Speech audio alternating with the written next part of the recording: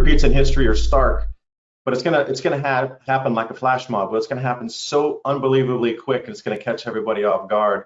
Within the next 4 months, I would say no later than March, which, by the way, wild card, we're going to be entering into that second magnetic field in earnest all the way through 2024 in March of 2022.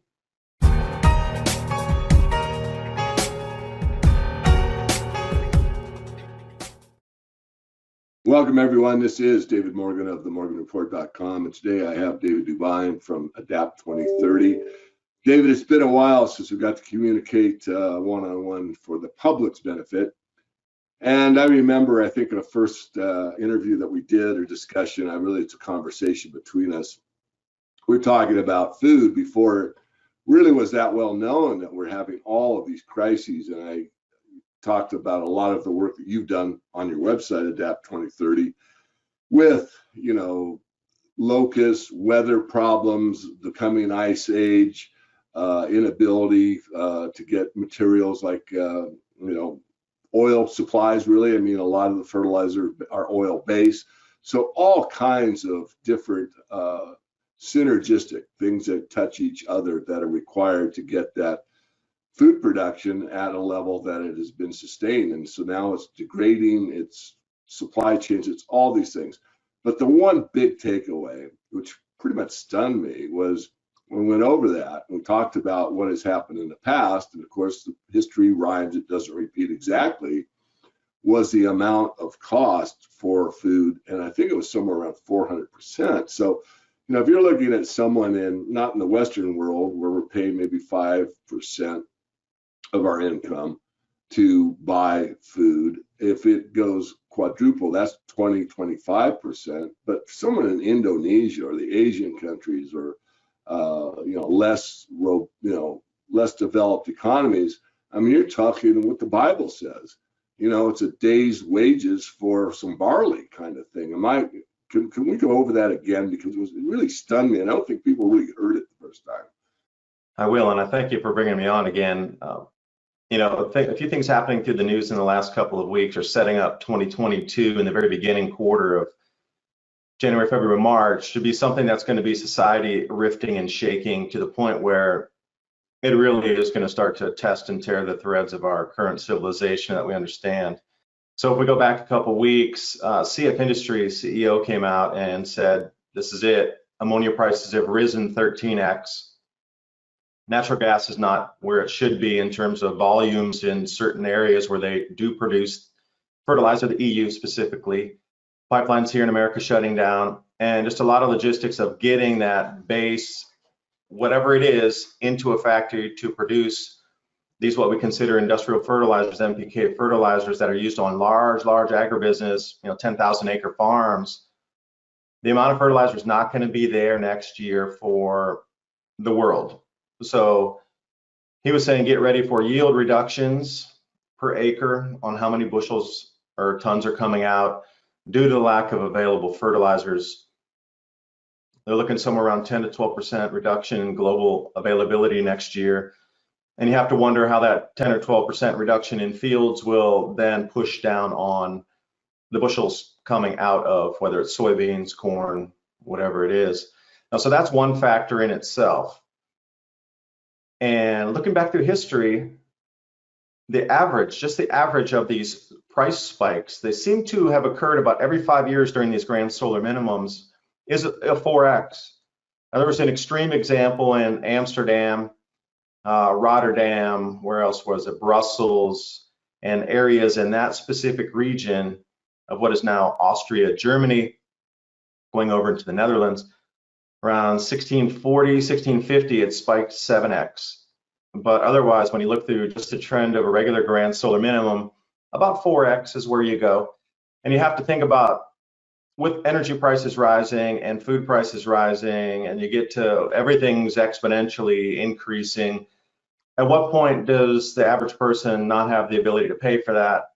And then again, all we do is we're just flipping the pages of history going, oh, that looks exactly the same. Gee, when did they go to the streets? How did they topple the government? What kind of institutional changes were put forth after that? How did the economy shift? How did it change? So we are looking at things that are rhyming, but now to put a timeline on it, the biggest thing for me just yesterday was Safeway is now putting collapsible gates into their supermarkets so you can't run out with carts full of groceries to prevent flash mobbing. But again, that's a great excuse. Flash mobs are hitting the Hermes stores, the Gucci, the Prada store was hit. Now the supermarkets are saying, well, we need to do that too, because look, they hit a $5,000 handbag. You know they're going to go for that can of tuna next. I mean, it's baked in there. You know this was the plan to control access to food. Then they're going to put troops there, and then that's where we're going by Q1 of 2022. In my opinion, I just see things unfolding kind of like you do. I'm just putting my little twist on it, a little bit of cinnamon. It is the Christmas season. Well, let me go over part of that again, because I heard it, and we've had a bit of an off film conversation. So this idea that we're putting these gates in at Safeway so that the mobs can't run out with a can of tuna, but the real reason is that they want to control everything in and out. Isn't that what you're suggesting? You said it. We both agree on it. That's, and how has it been set up so far where you need the passes to go in? Okay, if you got the green check right now, or the green QR code, that is going to change in just a couple more months or even less. They're going to redefine what fully vaccinated entails, where you'll have to have yet a third or a fourth to continue to keep that code green. Then what? So you can kind of see how everything's being set up for the control of food itself. Now, how long do you think it'll be like the grain shipments being robbed in England, in the Wolf and the Monter Minimum both, before it starts to happen here, where they'll hit the trucks on the road that are full? We saw the same things in Venezuela. They would stop a chicken truck with 5,000 chickens on it, and 200 people would run out, ripping cages off, and chickens flying everywhere, and just like completely strip that truck in 5 minutes on the highway. So how far of a stretch is that, or how long in the time duration before that starts happening here? And then, how will the governments control it? Of course, troops, access. You probably have to prepay before you go into some places, show proof of funds now. It wouldn't surprise me. Nothing would surprise me any longer. Great. Another one that really popped in, and this was not, pre-done, and that was, the oil crisis, peak oil, and there's so many people that, that's a big myth, and that, with fracking, which is a story I won't go into now. I'm not, the fracking thing is not all it's cracked up to be, pun intended. But in one of the oil documentaries, which I probably watched 3 times, one of the ones that just sunk to the pit of my stomach was it takes 10 calories of energy to produce 1 calorie of food. So I think if we go at the big picture, and I know how good a thinker you are, because I watch almost all of your work, David, it's all energy based, really. So if oil prices are going higher, that means transportation costs are up. It means everything related to food is going up. So you might be fairly well off now, where 10% of your food budget, or 10% of your total budget is food. Maybe it goes double, but your utility bill doubled, and your automobile costs doubled, and everything else doubled. So it's kind of a big picture. Can you kind of walk us through your thinking on how this could affect not only the food supply, but further perhaps breakdowns and civil unrest? Well, one thing I wanted to throw in on top of the list you just mentioned is, if you had seen the life insurance providers this year paid out the most in death claims that they ever have. So you can also anticipate healthcare and also life insurance premiums going up because of the massive amount of payoffs. Now, at what point do they roll and say, wait a minute, too many people are dying too quickly, we just can't pay off all this? So where does that money go once it leaves the hands of somebody into the will, into the family? Okay, they got a pile of money for a minute, and then what happens? But if you look back in history, the reason people left and moved to different areas, a fingerprint of a grand solar minimum would be population reduction, population migration, economic collapse, and then a restructuring of government. So you can see already, whoever knew this cycle was front running it enough to lock the planet this time, where people couldn't move in mass like they have the last, I've studied the last 6 of these events pretty well, back to say 2400. years ago in the Homeric minimum, something like this moving forward. And what happens is these people move when they can't either grow the food, have access to the food, have a job to pay for food, or just things become so dire and so unworkable and unlivable that they would literally pack up oxen carts or get on ships or leave the way you could in the 1600s, 1350s, 800 AD, 2,000 years ago, literally at the 0 mark, birth of Christ year. I mean, where do you go? Well, if you could prevent that from this time, you would absolutely stave off a lot of things, because once those people moved, there was a secondary knock-on effect where you had masses and masses of people arriving in new areas that overwhelmed the systems that were functional and in place there. And then the amount of crime would increase because the people arriving didn't have jobs, and it was instantly there was food there and they were grabbing it. And there's a lot of things went in a different direction. Even though they were in safety, it was a struggle to stay in safety because people there that were at the level to still subsist and have a decent life. Now you got double the amount of population moving in less than a year, and things just went topsy-turvy. And then the locals were getting very angry of all these people coming in with their ox carts or by ship, or things getting overwhelmed and overladen of just a huge tidal wave of migration. And where does it go when people can't afford what they need to live? What do people resort to? I mean, yeah, using sound money, gold and silver, but if you don't have that, most people, I think, would resort to stealing to stay alive, feeding your kids. That's another thing, you know, these parents that are going to try to keep their children alive are not going to obey the rule of law in any way, shape, or form. The way they're looking at it is, you, my friend, are standing in the way of my children eating. That's where it's going to come down to in the beginning of it. So repeats in history are stark, but it's gonna happen like a flash mob. But it's going to happen so unbelievably quick, and it's going to catch everybody off guard. Within the next 4 months, I would say no later than March, which, by the way, wild card, we're going to be entering into that second magnetic field in earnest all the way through 2024 in March of 2022. Well, let's talk about that. The magnetic field, we're in an electric universe, I'm convinced. We're electrical beings, I'm convinced of that. So now when we get, let's say, a higher or lower vibrational level, I think it's higher, listening to previous videos, how could that, or what's your, I'll call it hypothesis, if I may, you can correct me, on what that energetic field that we're going to be going through could do possibly to humanity? Well, humanity in the physiological level and the spiritual level is one subset, and then we have the atmosphere and the way it's going to bend, which is another subset, and then we have the crust of the planet going to act and behave in a certain way as well. So you have all these variables overlaying on top of each other, in addition to what's going on with the economy, the food price increases, and people are going to really have to get together to start growing more food locally. So if you allow me to dissect that for a second, right now Jupiter is right where it's coming into these 4 gas giants lining up in a square in October of 2024. Now, any of you who have solar system scope or some sort of JPL software, universal sandbox, you can go into these modelings of where the planets will be at what time. You know, they have an orbit, it can be calculated, so just spin it out to October of 2024, and you'll see a really unique square formation that is out there.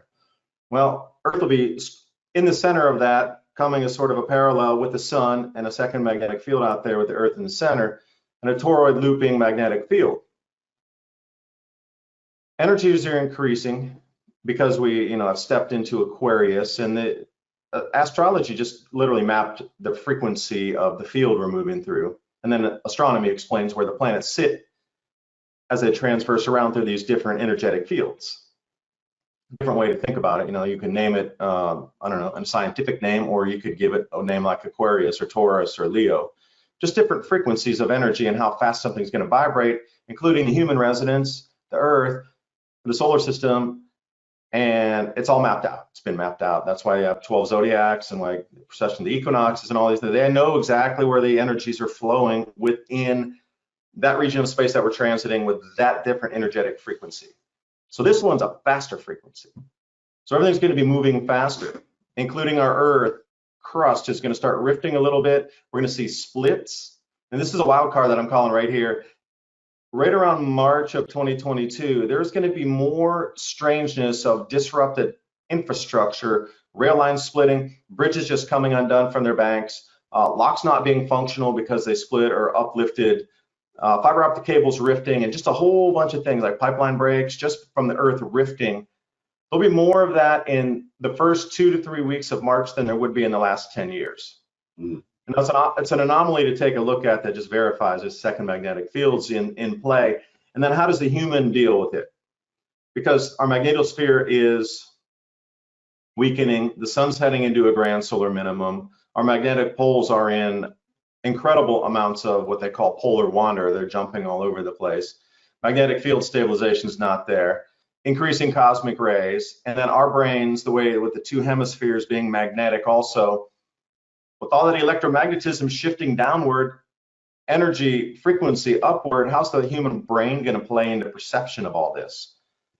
You know, I'm firmly of a belief, and I might get a little woo-woo here, but the Great Reset is all about these elitists understanding the new frequency field changes. So they have to reset it, because what the old frequency was of the last 2,000 years, that doesn't match anymore. So a new system of top-down overseership of the planet needs to be. So then we got cryptocurrency, and we got the Great Reset, and the whole carbon credit scheme, and the personal carbon credit allocations, and the eco-valuation for a new base of asset for digitizing forests for a value, or the earth itself for a value to create a new currency, all based on just changes that they see coming. The old system can't hold, fiat's going to go away. And David, we talked about fiat for a long time. But these shifts in the atmosphere in earnest when the jet stream's growing out of their flow, and the cloud cells are going to move into different positions because they're not locked in, decreasing magnetosphere, and a second magnetic field, which very few people have any idea what's going to happen. I hear a lot of, oh, it's so slight, it's only a tiny one. Okay, I understand it's a tiny one, but it's a second magnetic field not seen since 1486 or 79 AD is the best match for this one.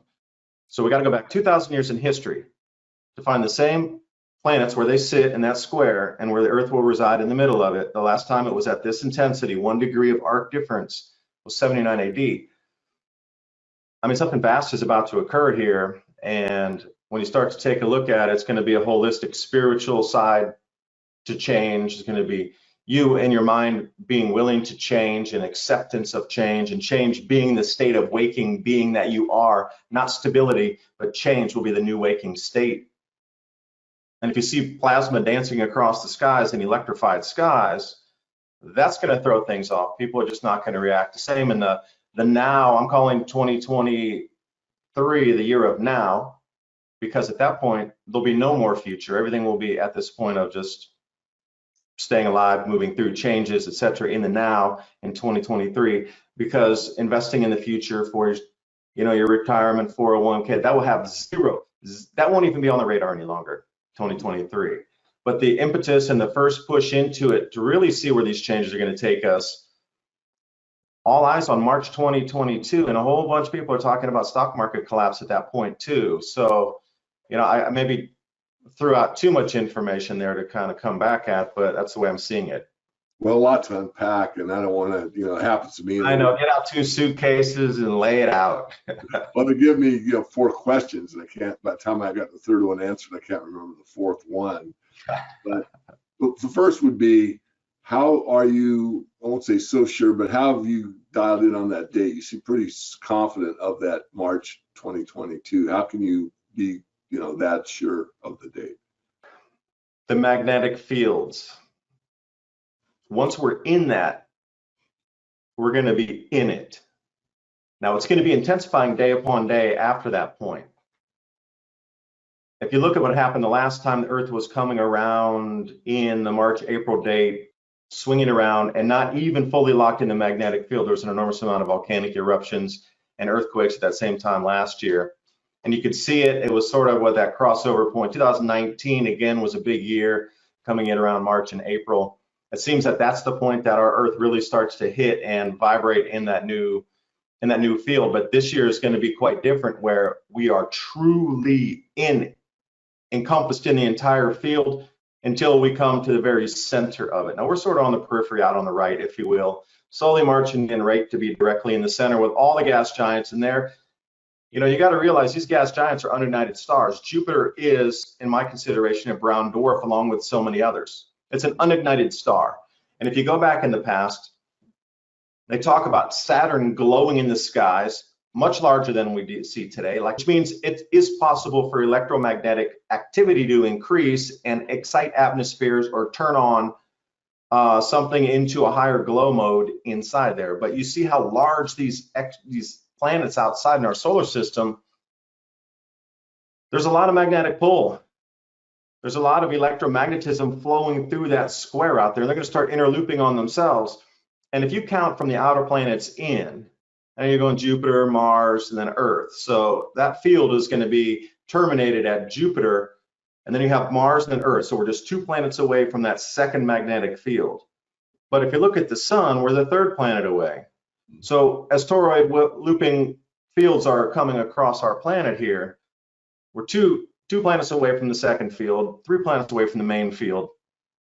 And how's that going to interact? Well, as we come into March, we're going to see, because that's the first time in earnest in the last 2,000 years we'll be locked in this pattern again. Another thought I had, and it's maybe a digression, we can address it or not, we're having a discussion, but you know, the Schumann resonance, I mean, I know some of the meditation work I've done, you know, when I get to that, I think it's 7.8 hertz, you know, I actually have a device that resonates at the Schumann resonance. It just seems very calming, grounded. I don't want to be too woo-woo on it. So give me any thoughts on, one, the Schumann resonance, where we are relative to that, where we're going relative to that, and when we do get that change, where we've been, for my personal experience, pretty happy at that frequency, and now we're forced to change it. What do you have to say? Chapters of history would be the best guide, because as we go through the centuries and the millennia, you know, is it even comparable on how humans had thought 2,000 years prior, or the systems of government or economy that surrounded that civilization at the time? And then it shifted with the same energies moving. So how will it be this time with 8 billion people out here? What happens if we lose the internet? We lose connectivity. At that point, how are the biggest, I wouldn't say fear, but the thing to think about is how will people really react to it? And what if the sky does change tinge because the sun steps down in activity even further, and the spectral out in terms of light changes? Because if you go Roy G. Biv and you're taking a look at the red, orange, yellow, blue, indigo, violet, see John Casey in his first book on Cold Sun put a blue angstrom wavelength sun on the front cover. So you know, you've seen the sun go from the yellow, which we knew as a kid, and before that orangish. So it's stepping down. Now maybe we're at this midpoint where the reason it's white now is that transitional phase between output, light output. Now how is this going to be absorbed by humanity if we see changes of everything we saw? It was so stable that it was the crux and the base rock and the bedrock of all belief of life itself, that your sky is blue, your sun is yellow, no, orange, no, I mean white now. Okay, it changed already. But the bedrock of what it is, things don't appear in the skies that are plasma and hang up there for 15 seconds glowing like dragons. Or the squatter man doesn't appear in the sky. That's not a normal thing. But these are very possible events that we're going to see moving forward in 2024. Now, far before that, food prices, I mean, how do you think people are going to react to everything at the point where it gets so costly that they can't afford life anymore?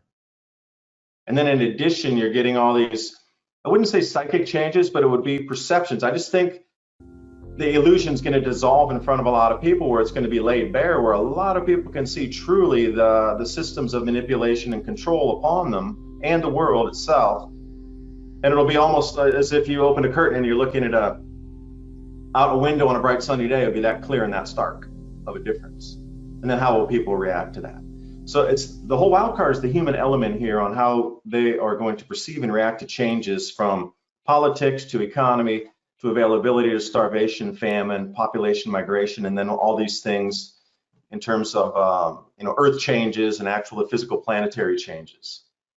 I know, again, a lot to unpack there. Hard, too early for you. Double espresso there, David. Well, you know, I remember, and it was years ago, where that, you know, I won't call it an ultimate truth, but a very good look when, and I think the way it was stated was the thin veneer of civilization, and reading, you know, history and what happens when that thin veneer is peeled off and there isn't enough food and the economy is in disarray, and it's basically Darwinian survival of the fittest. And you take it for granted, especially someone my age in the boomer generation, that things have been pretty darn good for, you know, birth till recent times, up until really the last. There's been wars, there's a Vietnam. I mean, I can make a case for disruptions, but basically, you know, we didn't have any real food supply problems, and there was always more in the store. You didn't have empty shelves of, you know, during a hurricane or whatever. So now we're facing what you said. And it's not just here in the U.S., it's basically everywhere. It's been that way in, let's say, very underdeveloped nations. So with what I see coming, I agree with, I think, everything you've said so far. It's frightening to think about what happens when that thin veneer is peeled off and people do whatever they have to do to be able to feed their kids or get some water or, you know, whatever. And that's very scary. I mean, it goes to a dystopian movie, except it's reality. And I don't even like to even talk about it. I remember early on about, you know, my take on the monetary system, which I've done for my life. And someone asked me, well, do you think there'll be social unrest? I said, yes, there will be social unrest. And I didn't downplay it at the time. And from what I'd seen from that point of view, you would have definitely disruptions in the large cities because there's so much, you know, welfare type of situations where people get food stamps or one of those debit card things from the government to get their food, and those things fail because, one, you're not getting enough food for the amount on the card, or there's a disruption in the electronic system where it doesn't read the card, or any of these variables that could take place. You can have a really quick turnabout where one day you're safe and sound and, you know, aware, and the next day, you know, they're riding in the streets, there's food fights or breaking windows and grabbing stuff. And that frightens me, and I think others, as it should. And, you know, what is the precautions you can take? I mean, only so many of us can, you know, hide out in very low population densities, have enough food where we can last for a month by ourselves or whatever, which is a short-term solution, but certainly not a long-term solution. So why don't you pick up on my thread? I know what you've done. We've talked about it, you know, from time to time. And you've done a lot in Tennessee, and congratulations on that. And I know you're making a strong community, which is where it all lies. You can't really get stored food in your own well in a shotgun and think you're really safe. You're not. It does come down to community, which means, I guess, and I'm not trying to answer the question for you, unless you've really thought this thing through from a longer term perspective, as you have, you may be in a situation that all of a sudden you find yourself in, there's really no out to it. Am I right? That is, you know, one thing about the cards going down for EBT system, but what if it went down for, you know, you and I, we couldn't use our credit cards, we couldn't use our debit cards, couldn't get money out of the ATM. Hopefully you would have had some spare cash, literally cash in small denomination notes laying around the house in your safe somewhere, gold, silver, so you could still trade. Because I talk to the Amish guys and they're always willing to take silver for anything. Still, they prefer that versus the paper dollars.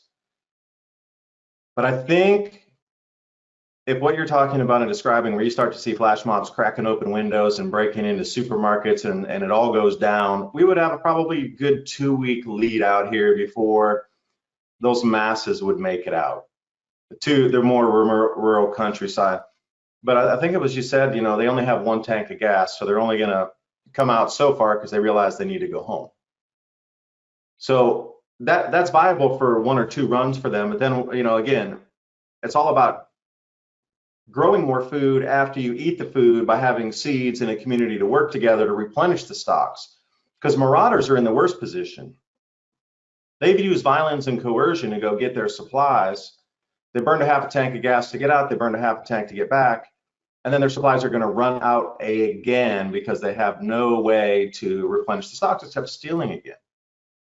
So to even be in the mind frame of working together to be able to grow food or whatever it might be to help filter water or keep heat going. You know, I have a triple redundancy. If my electric goes out, I have a yurt out there with camp stove, so I can at least cook and have light. It's got glass on the sides. It's a winter well stove. You know, we can burn wood and still be able to have boiled water, have heat and light. And with all the solar devices, we can still charge everything and have communications running off of solar recharging. You know, okay, that's small. But again, in trying to build a community, it's not a, you make it seem like I have thousands of people out here all organized. It's not like that at all. It's, people come out and help on the weekends, parents come down, other family come in, other people will come by and help and do something. They know it's a safe zone here. If something happens, you could definitely get over here and we'll take care of you. But at what point is it really going to drop out? You get that 2-week safety net, and then you are going to have a lot of people run into your place, because if your place is way that far out where you're still getting a good 14 to 20 days of safety in advance of the mobs, there are going to be way people coming out to your place to help you. And then it's just like it was in the Old West. Towns protected themselves, and the stories in the medieval times, if you want to go in that direction, it came down to communities policing communities. And it's been like that time immemorial. You probably know better than I how people would prevent the marauders from coming in. Yeah, you could build a fort, you can build high walls, but we don't have that time or energy to do that. But they're gonna have to come up with a local kind of economy too. Now, will that take the form of silver and gold usage or barter? You know far more about historical precedent for that. So let's say you do pull back and you got a community together. We got all these homes around here on the 200 acres, like 6 other homesteads here. Okay, everybody comes in, and then let's say 200 or 300 other people come out, and we can all totally protect this place. Nobody's coming in. All right, well, then there's another 2 of those communities down over here, about 4 miles that way, 5 miles that way. Oh, wait, there's another one over there. Okay, so what kind of local, small, usable items would it be for a new economy to workable, so I could trade with them and we don't have to actually haul over 200 pounds of apples to trade for something? Although that's a possibility. Yeah, I mean, there's a book called The Patriot by Rawlings, I think.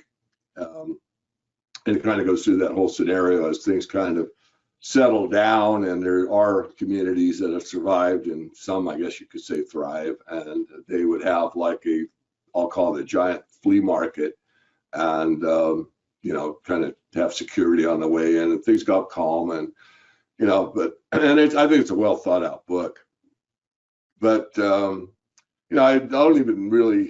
I don't enjoy talking about this, but I've always been a realist. I think it's important that people know that it's not something that's unusual in the long dates of human history. As you said, the Old West is basically, a group of people that built a town and looked after each other.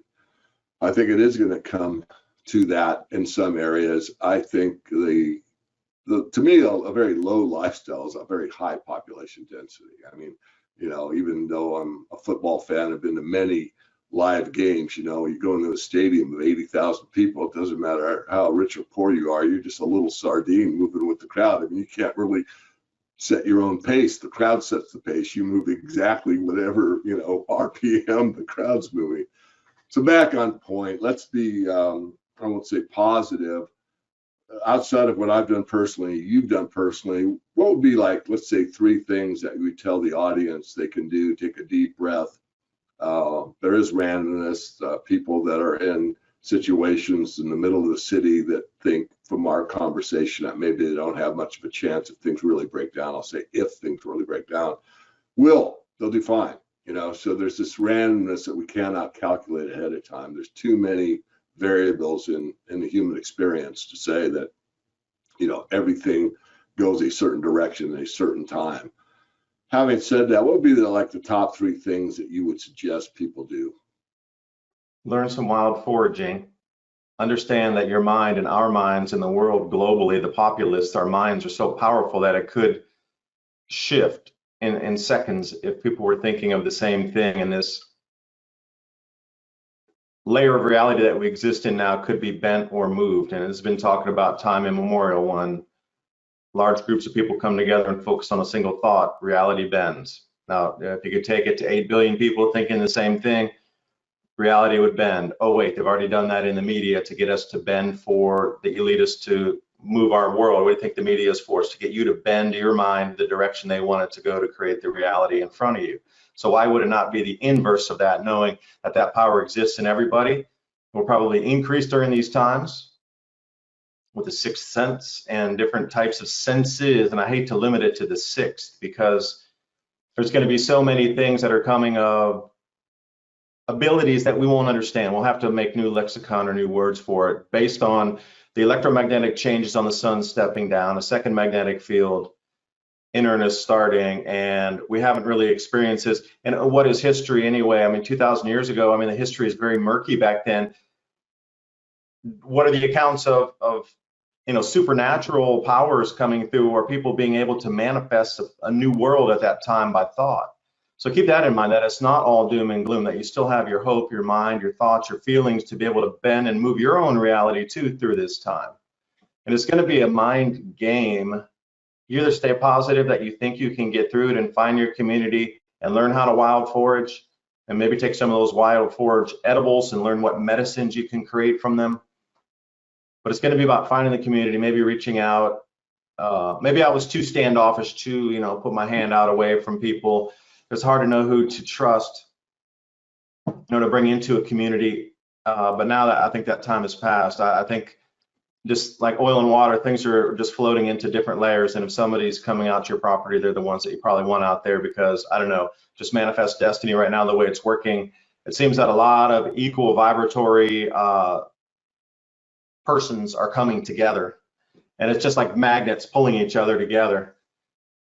So go find that community and find out where your local water sources are too. Just because you're in a city doesn't mean there's no water. If the water gets turned off, or do you even know how to walk out of a city? Let's say all the transportation's blocked off, and can you walk out of a city? That's a practice thing to do too. But once you get out of that harm's way, then what? See, you're gonna have to have a community and somehow be able to get to it. How many movies have we seen in Hollywood where they escape the city, but then they got to go, however many miles or whatever to get to that survival place, and all their adventures trying to get there, and then trying to stay away from bandits and sneak through the forest at night and avoid the guards over there and crawl over the barbed wire and get over there. Finally, we made it. Pre-planning would be the best thing, and keeping your mind in a positive, knowing that we've survived this through history. Yes. And you have a timeline. Right. At least in my opinion, which most people didn't before. That's hugely powerful to know the timeline on it. Well, I'm going to make one comment and give it back to you if there's anything you'd like to say to finish us off. Thank you very much for your time. And this came to me just the other night. I don't know why I hadn't thought of it before, but I've often talked about, money is power. And if you have the money power, the money masters, the elites, the bankers, you have power over people, because most people, not all people, can be bought. But then I thought, really, what is the ultimate power? I mean, there's one who has all power. That's God. May you find him now. And my point of that 3 sentences is love. I mean, it sounds corny. To some people, it sounds corny. Not certainly from my life's experience. That love could conquer nearly anything. And I think I'm not going to put words in your mouth, but you circled that idea. And I thought it's important from now on that I try to at least convey that somewhere in any interview that I do or any that I give, that we really have got to stay grounded and focused, and not get too wrapped up in what could be, but what is for our reality. Where you're at in Tennessee, you're going to have a different set of circumstances where I will, either in Washington or Montana, wherever I end up. And you can plan ahead. Of course, I wouldn't have stored food if I didn't plan ahead. But nonetheless, it's that person that does come to the gate, and you take them at an individual basis and examine it right then and there to your best of your given ability, and you make a decision. You don't have to sit there and really worry about what's happening in the next large town, because that's really out of stuff you can control. So if you'd like to comment on that, what I'm trying to convey here is that stay in the right frame of mind, have the right attitude, know that it's an experience here. It's not a forever thing. Everybody has an end point. As the late, great Jim Morrison said, no one here gets out alive. So we really want to do with the time that we have, be it short or long, under whatever human conditions we find ourselves, if we can, to stay in the most powerful place we can be, and that's in the power of love. It is, and knowing that there's a great creator that is out there, that is beside you, in you at all times, that power resides in your atoms, in your molecules. You're not separated from the field. You're in it, you're part of it. So as we move forward, mind is going to be everything, including your belief system, so you come to the point of death. I mean, you're back with the great creator. Okay, we either live here on this planet, in this plane. If you exit that, don't fear things as you move through as well. The power of knowing you can grow food and harvest it and provide and forage and be able to purify water and have the basic needs met. I mean, that is so empowering. Even if you know how to build something for shelter, that is an empowering thing in itself. And then drawing on these energies, and through all the mystics and all this time, since time immemorial, using this force that's around us. Now, what you want to term that as, there's thousands of terms for it, but it's that energy field and consciousness of all time, space, dimensionality that is creation itself of the creator. So to step inside that field and know that you can move in that field, build from that field of love and vibration and light, that's a very powerful thing. Just the hopelessness needs to go. You can do something. The situation's going to get a little rough moving forward. Change is going to be a constant.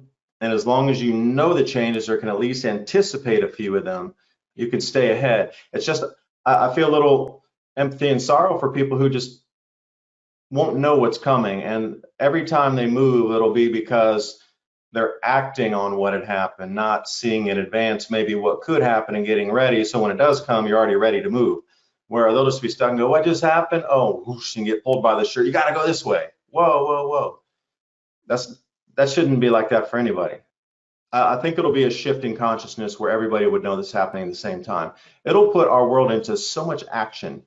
When you look at the signs of, like before there's an earthquake, an enormous amount of worms come out of the ground, snakes come out of the ground, frogs emerge, whatever, elephants run to the hills. They're feeling the electrostatic charge through the crust. They're feeling it. The electric discharge is felt by animals, not so much humans. But it's the same thing. I really feel this time we are going to become the animals. When this happens, it's going to be an electric charge through the entire, I don't know whether it be atmosphere or whatnot, but it will affect every human where you'll just trigger it on and go, whoa, something's up, game time right now. It's undeniable. There's no way to put it past, but it's here. And you're just going to intuitively sense that it's here. And you might even move much more succinctly, and every single action you take might be the perfect action. I don't know. There's a lot of these things that are primal instincts that have kept us alive through millions of years of these changes. And I can't believe that would just disappear because we have the internet now. Like, that's hard woven into us. I agree. Well, David, it's always fascinating to speak with you. And I've watched you, I'll say, develop. I think you're more interesting than the first time I stumbled upon Adapt 2030, and I said, this guy really knows what he's talking about. I know somewhat of your background because we're pretty, consider you a friend, about, what you did in the coffee business and when you were in China, which fascinated me. I was only in real China, I'm not counting Hong Kong, where I've been multiple times, but Beijing for several days. And just even in that short time, you kind of get a flavor for the culture, and so much different in so many ways. And I won't digress any further, but really appreciate your time, your insights, and what you are doing to help others, to look ahead, be real about it, don't overreact, but at least take appropriate actions, because, the word satisfaction has the word action in it. If you just sit there and contemplate things all day, that's not going to work. You have to have something that you put into action, I think, in order to really be able to adjust, adapt, and go with whatever was presented to you. And you have this weekend for action. Go buy seeds, order seeds online, go out to the store, get beans and things that you can sprout into microgreens, just a whole bunch of things. You got a whole weekend, you can do some action this weekend. Yeah, David, I appreciate you having me on so we could talk further. I know I kind of hogged the mic on the time here. I was hoping to get some insights out of you too. I feel like a mic hog. No, that's good. I mean, I think it was more important for my viewers to listen than, and plus it's a different venue than we usually do, but food, and be more self-reliant and value what you have. We are too wrapped up in this Western world, particularly of what, stuff rather than what we need. And we need more love. We need more love between us. That's a real big negative on Western culture in my studied view. And we're going to get the opportunity here every day to manifest that to everyone within our sphere. And humanity, we're going to have to collectively put a camel through the eye of a needle. And I think it can be done. Truly, it can. All right. Until we see each other again, thank you for your time. Can you tell us where they can find out more information? On YouTube, as long as I exist there, the Mini Ice Age Conversations podcast, which I'm starting to put back up again. You can find that anywhere podcasts are hosted. Rumble, Odyssey, BitChute, and Brighteon. Those are all the Adapt 2030. At Adapt 2030, if you want to get into each of those different platforms. I've kind of gone away from updating everything. I don't see a ROI on it anymore of updating the website or, putting up social media posts or anything. I want to use the time to get ready here more. We're so close to it right now that, looking into the future for me, I'm reevaluating the future. So I'll keep the information coming as long as I can.